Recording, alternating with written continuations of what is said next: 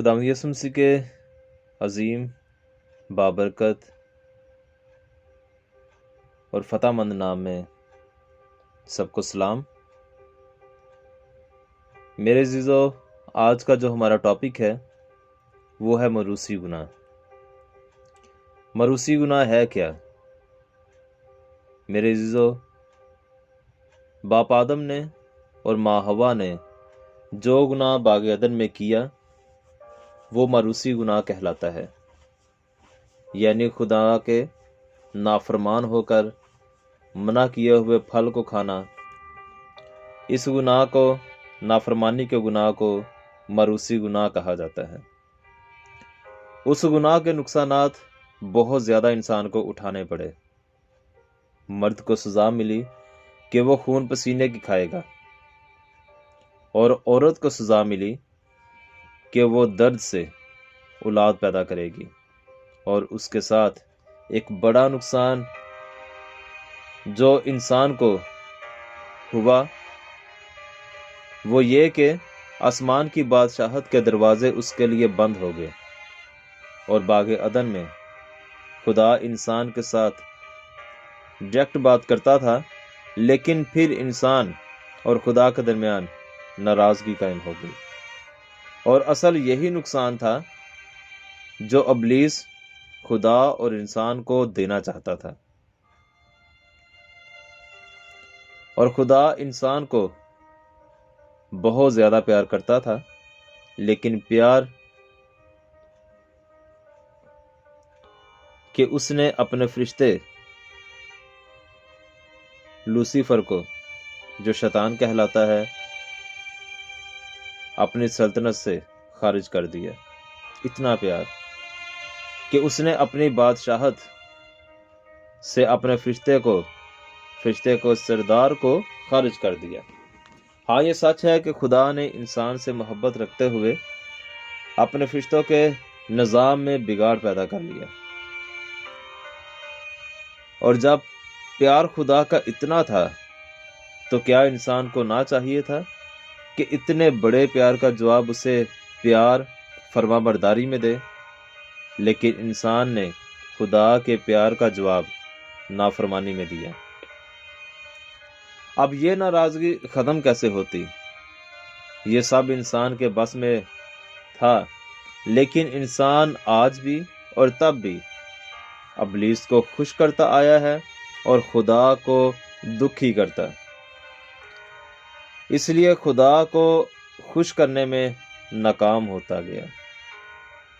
لیکن اتنی ناراضگی کے باوجود خدا نے انسان کو اپنی محبت سے، فکروں سے نہ نکالا،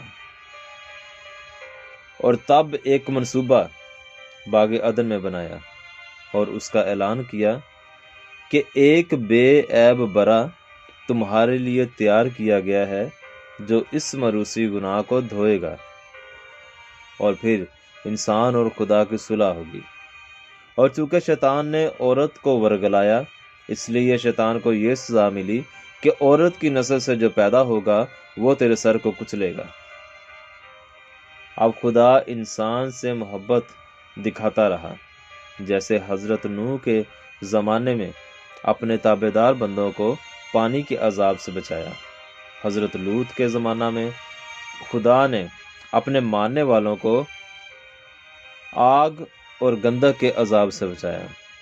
پھر حضرت موسیٰ کے ذریعے مصریوں کے ظلم سے انسان کو، جو اس کے ماننے والے تھے، بچایا، اور بحر کلزم کو 2 حصے کر کے خشک زمین سے انسان کو نکال کر شیطان کی فوج کو غرق کیا۔ پھر بیابان میں من اور بٹیر آسمان سے برسائے، اور راستے میں وقتاً فوقتاً پانی کے چشمے بھی مہیا کیے، تاکہ انسان بھوک اور پیاس سے مر نہ جائے۔ اور پھر حضرت یشوع کے زمانہ میں بھی دریائے یردن کو 2 حصے کیا، اور اپنے ماننے والوں کو بچایا۔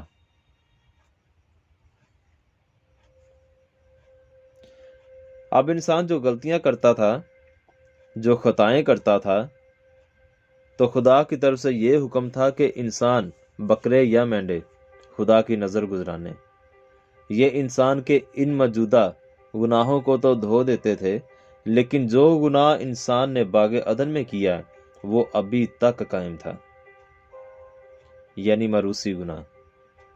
اب اس گناہ کی بدولت جو نیا انسان پیدا ہو رہا تھا وہ گناہ کی حالت میں پیدا ہو رہا تھا، اور خدا نے انسان کے لیے فکر کی اور انسان کو اس موروثی گناہ سے نکالنا لازم عمل کیا، تاکہ انسان کے لیے فردوس کے دروازے کھولے جائیں۔ لیکن اس کے لیے ایک بے عیب برا، یعنی ایک بے گناہ انسان چاہیے تھا جو ساری انسانیت کے لیے قربان ہو اور موروثی گناہ کو دھو دے۔ لیکن بڑی صدیاں گزر گئیں، پھر بھی کوئی انسان بے گناہ نہ ملا۔ انسان قدم قدم پر غلطیاں اور گناہ کرتا رہا، اور آج کا انسان بھی بار بار گناہ کرتا ہے اور خدا کو ناراض اور شیطان کو راضی کرتا ہے۔ جب کوئی انسان بے گناہ نہ ملا تو خدا کو خود زمین پر آنا پڑا انسان کے روپ میں۔ یہ ایک عظیم محبت ہے جو خدا نے انسان کے ساتھ کی، اور انسان مرد اور عورت کے لطف سے پیدا ہوتا ہے، لیکن خدا مرد اور عورت کے لطف سے نہیں پیدا ہوتا اور نہ ہی پیدا ہوا،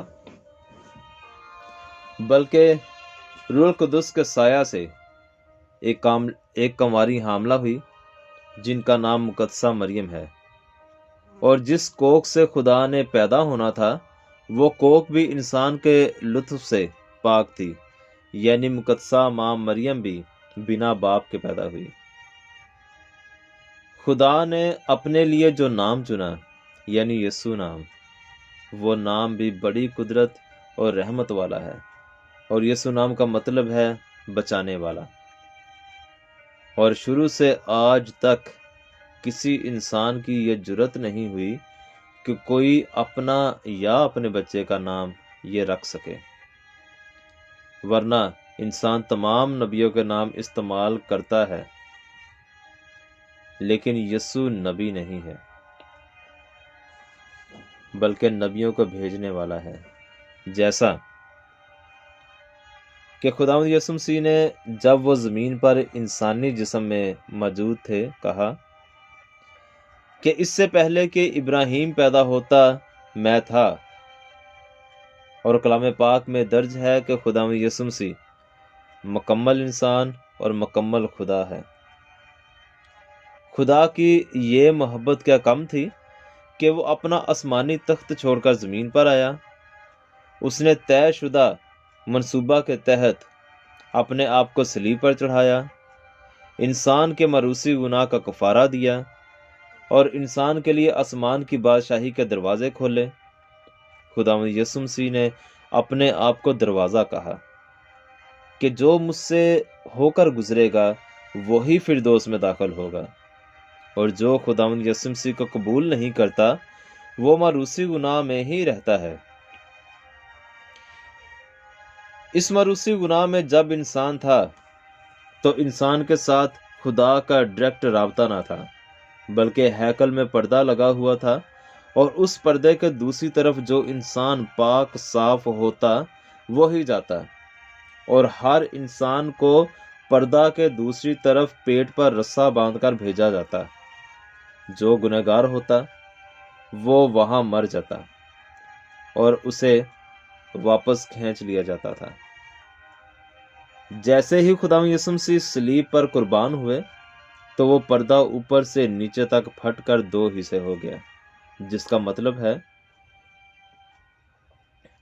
کہ اب انسان کا وہ موروثی گناہ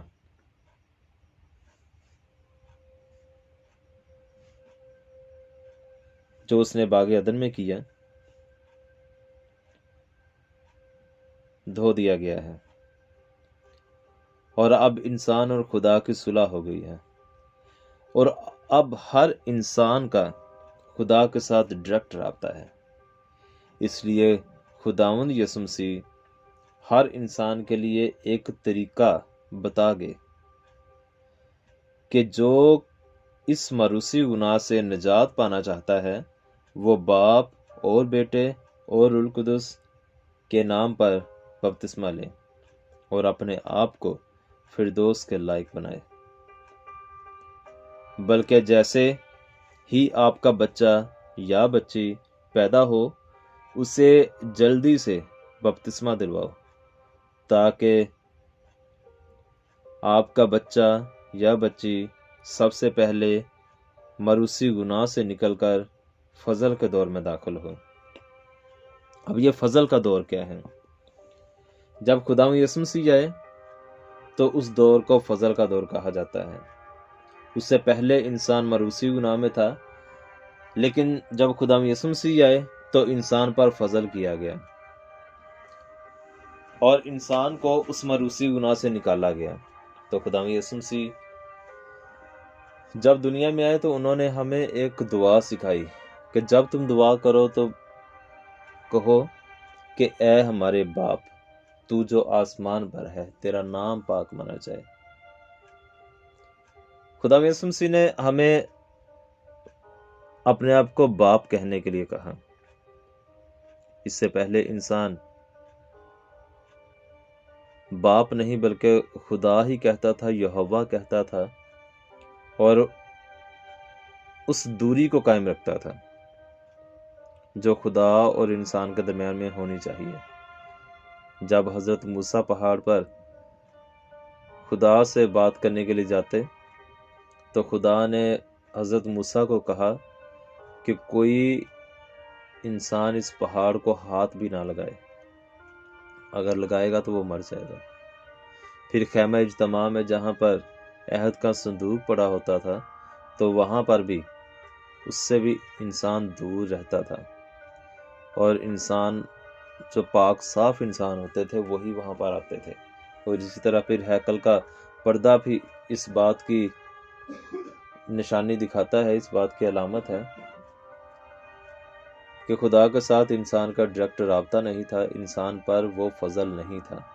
لیکن جب خدا یسوع مسیح آئے، انہوں نے گناہ کو، اس مروسی گناہ کو دھو دیا تو ہم پر فضل ہوا، اور جب فضل ہوا تو تب ہم پر برکات آئیں، فردوس کے دروازے کھل گئے، خدا سے صلح ہو گئی، ڈائریکٹ رابطے ہو گئے۔ اب ہمیں کوئی بھی ذریعہ نہیں چاہیے تھا، کوئی بھی ذریعہ نہیں ہمیں چاہیے جو ہماری بات خدا تک پہنچائے، ورنہ پہلے ہمیں ذریعے آتے رہے، مختلف انبیاء کرام آتے رہے۔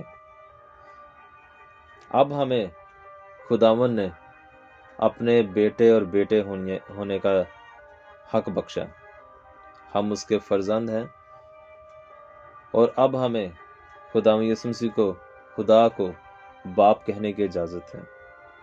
ایک باپ کا اور بیٹے کا رشتہ، ایک باپ کا اور بیٹی کا رشتہ بہت قریب کا ہوتا ہے کہ بیٹا اور بیٹی سب سے زیادہ سکون اپنے باپ کے پاس سمجھتے ہیں،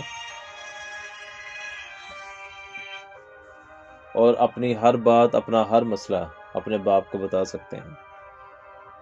اس لیے خدا نے ہمیں کہا کہ جب تم دعا کرو تو بولو کہ اے ہمارے باپ، اور یہ سب اس فضل کی بدولت ہوگا۔ اس لیے میرے بھائیوں، میری بہنوں،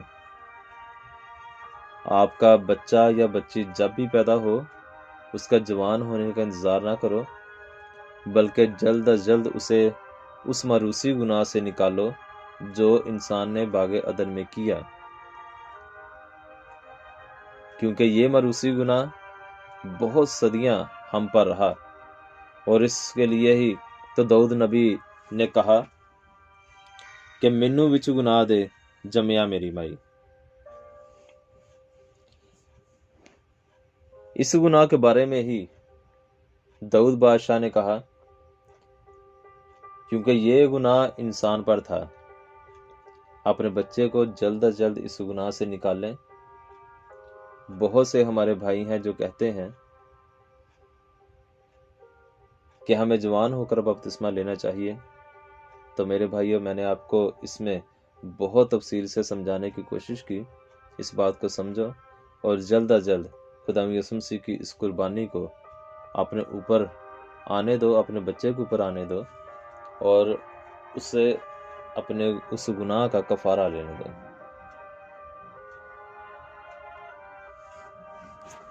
بہت شکریہ ویڈیو سننے کا۔ خدا آپ سب کو برکت دے۔